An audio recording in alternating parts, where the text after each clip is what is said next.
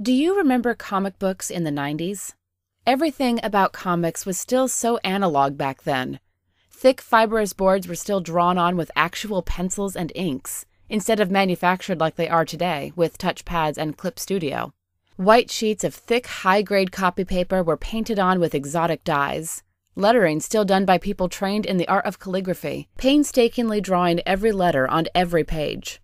There's this smell. It's a tactile sensation that you get walking into a studio where comic books are produced that way. And back then, places like that were all over New York City. In those days, you could go to conventions and buy things like original color separations, which were these sheets of plastic in different layers where they would crudely blend together the RGB values, usually for covers. I saw one once. It was fascinating. A lot of people consider the 90s a renaissance of comic book publishing. An era that brought us names like Todd McFarlane, Rob Liefeld, and Jim Lee, as well as new publishers like Image, Milestone, Now Comics, and Valiant, to name a few. To hear it told by those who were there, you might think of it as a golden age, a place and time where comic books were becoming mainstream for the first time, with multimedia franchises and the first truly terrible superhero movies coming to the marketplace. The Punisher and Captain America could both be watched on VHS, if you had the stomach for either.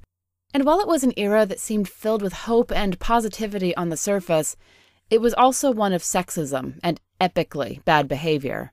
Not from the fans this time. This time, the bad behavior was from the creators. An industry full of predominantly male comic book artists and editors found themselves with more freedom than they ever had previously. The books were full of boobs, damsels, drug abusers, dead hookers, and other problematic female characters. They harshly and mercilessly exploited, degraded, and objectified the female form, undoing decades of progress towards representation of women in comics. To this end, classical female characters were reimagined as half-naked, weapon-wielding dominatrices, and often given the costumes to match. Emma Frost, for example, was a classical feminist and model of the empowered woman in the 1980s. In the 1990s, she spent almost the entire decade fighting for mutant kind and saving the world from unthinkable monsters in her underwear. People like me still complain about Power Girl's boob window, but during the 1990s, she gained 6 breast sizes. It's a good thing she's Kryptonian. Even emblematic characters like Zatanna and Wonder Woman didn't fare much better.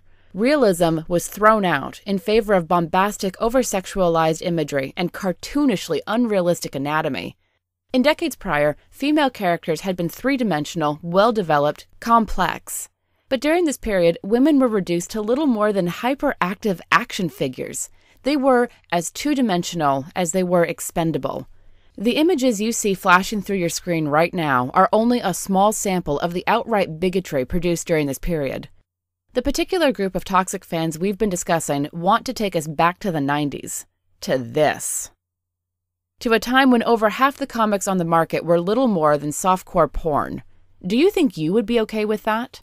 Are these the representations of the female body that you would choose to share with the children in your life? The next generation of comic book readers?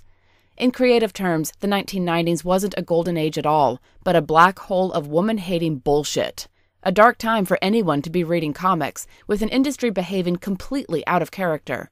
These titles, which were published by both major and minor publishers of the period, did untold psychological damage to an entire generation of boys. These are now men between the ages of 35 and 50. So, as we're sitting here, critically examining sexism and misogyny in fan culture, is it really any wonder why these guys are so incredibly confused? My name is Melissa Morgue. Join us next time as we discuss why Squirrel Girl terrifies fake nerd boys like nothing else. See you then.